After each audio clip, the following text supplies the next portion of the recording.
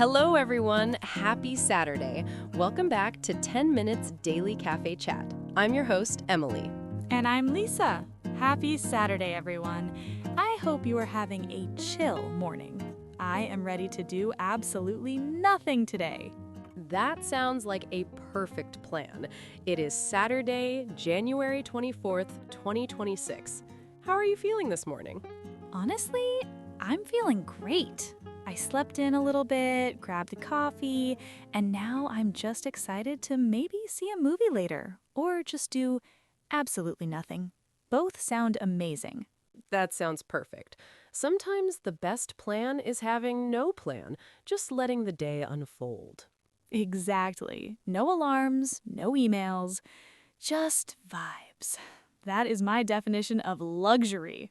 Well, speaking of luxury and plans, we've got some interesting stories to kickstart your day. Always. What's on the menu? First up, if you're planning a trip to Paris, the Louvre Museum has a new price tag, but only for some of us. Uh-oh, that sounds expensive. Is it a surge pricing thing? Not exactly. Then, Google's Gemini is getting personal with your data. It might know you better than you know yourself.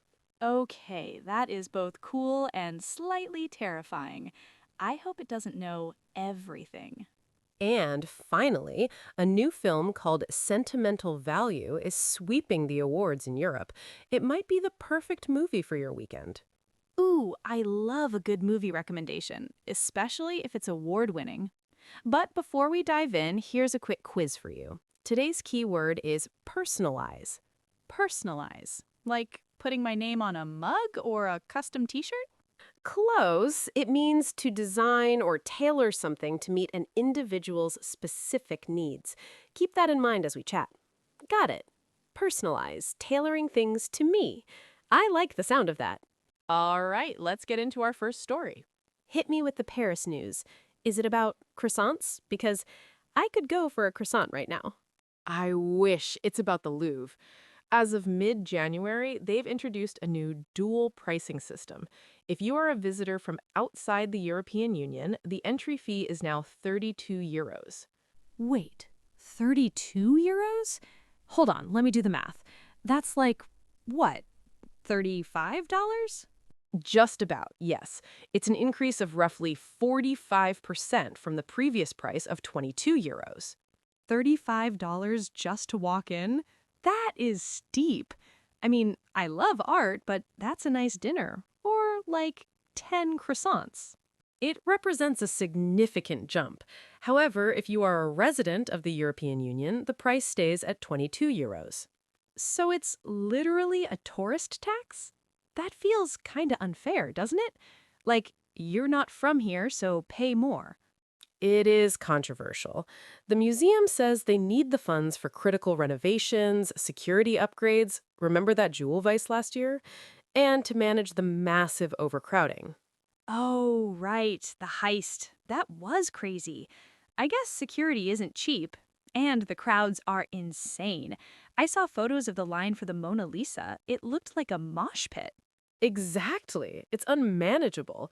They argue that French tax dollars already subsidize the museum, so it makes sense for locals to pay less. Why should locals pay full price for something their taxes already support? Okay, I get that logic. Residents pay taxes, so they get a discount. It's like resident parking permits. But 32 euros.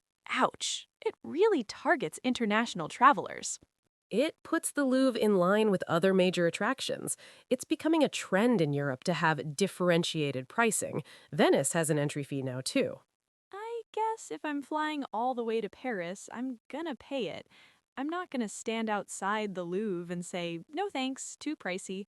I want to see the Mona Lisa. That's exactly what they're betting on. It's a once-in-a-lifetime cost for many. You're not going to skip it over 10 euros. True. But does it make you feel like a customer rather than a guest? Like they're squeezing us because they know we will pay? That's a valid point. Critics say it turns culture into a commercial product rather than a universal right. Art should be accessible to everyone, not just the wealthy. Yeah, pay up if you want the culture. But hey, if it keeps the Mona Lisa safe, fine. Take my 32 euros. Just make sure the bathroom is clean. Fair request. Moving on to our second story. Speaking of things tailored to you, let's talk about AI.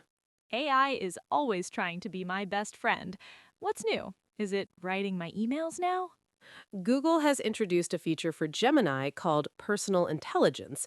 Essentially, it connects Gemini to your Google apps, Gmail, Photos, YouTube, to give you hyper-personalized answers. Whoa, wait, so it reads my emails? That feels invasive. In a way, yes, but only if you opt in. It's designed to find information you already have but can't find. Imagine this. You're at an auto shop and you need your car's tire size. Instead of digging through your glove box, you ask Gemini. And Gemini knows my tire size? It can scan your old emails for a receipt or look at a photo you took of your car and tell you instantly. According to your receipt from last year, your tires are size X. Okay, that is actually incredibly useful. I can never find anything in my email.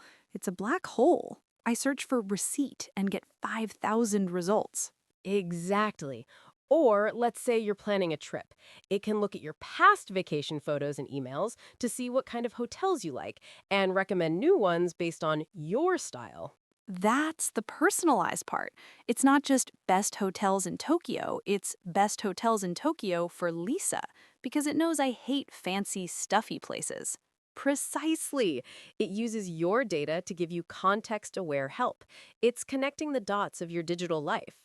But what about privacy? If it's digging through my photos, is it looking at everything? Google emphasized that it is strictly private. The model doesn't train on your personal data for everyone else. It just uses it in the moment to help you. It stays in your personal silo. Okay, that makes me feel better. Because if I ask for a receipt, I don't want it showing my embarrassing selfies to the world or reading my diary entries I emailed to myself. Don't worry, your selfies are safe. It's designed to be a personal assistant, not a spy.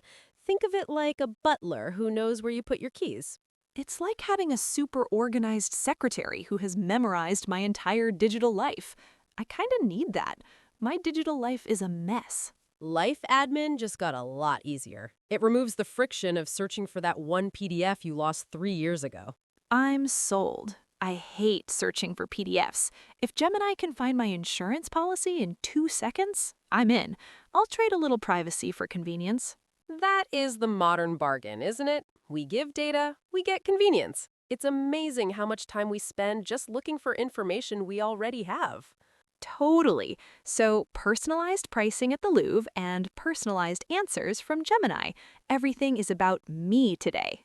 It really is. And our third story is about a very personal film. Oh yes, the movie. I need a weekend recommendation. I want something that moves me. The film is called Sentimental Value, directed by Joachim Trier. It absolutely swept the European Film Awards last night. Sentimental Value. I like the title already. Joachim Trier. Isn't he the guy who did The Worst Person in the World? Yes, and the star of that film, Renate Reinsve, also stars in this one. Oh, I love her. She is incredible. She has such an expressive face. So what's this new one about? It's a meta-drama. It's about an aging filmmaker who's trying to get his estranged daughter, played by Reinsve, to star in his final movie. Ooh, drama. Father and daughter. Art imitating life? Sounds intense. Is it sad? It apparently balances humor and heartache perfectly. It won Best Film, Best Director, Best Actor, Best Actress, and Best Screenwriter.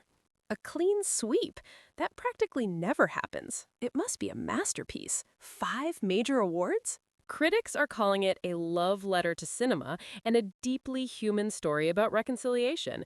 It explores how we use art to fix or break our real relationships. That sounds like exactly my kind of vibe for a Saturday night. A little cry, a little laugh. I love movies that make you feel complicated feelings. And it highlights how strong European cinema is right now. It doesn't need big explosions or superheroes to be compelling. Exactly. Sometimes you just want real people having real feelings. Sentimental Value. Looks like I'm going to the theater tonight. Let me know how it is. We can review it on Monday. I'm curious if it lives up to the hype. Deal. I'll bring the popcorn. I'll take notes. Before we wrap up, let's recap today's themes. First, the Louvre is getting pricey for us non-US residents, 32 euros, but hey, taxes and crowds. It's to preserve the art we love. Then, Gemini is getting smart enough to find your lost files by connecting to your personal apps. Super helpful as long as it keeps my secrets. My messy digital life needs a savior. And finally, Sentimental Value is the must-see movie of the year, a story about family and art. I am definitely watching that. It sounds beautiful. Now, let's answer our quiz. The key word was personalize. It means tailoring something to fit a specific person, like Gemini tailoring answers to my emails, or the Louvre tailoring prices to where you live. You got it. It's all about context, customizing the experience. I think I'm going to personalize my weekend by doing exactly what I want, movies and sleep. Sounds like a solid plan. Listeners, don't forget to subscribe and hit that notification bell. And leave us a comment. Is 32 euro museum ticket too expensive or worth it to see the Mona Lisa? We want to know. Have a wonderful, personalized weekend, everyone. See you Monday. Bye.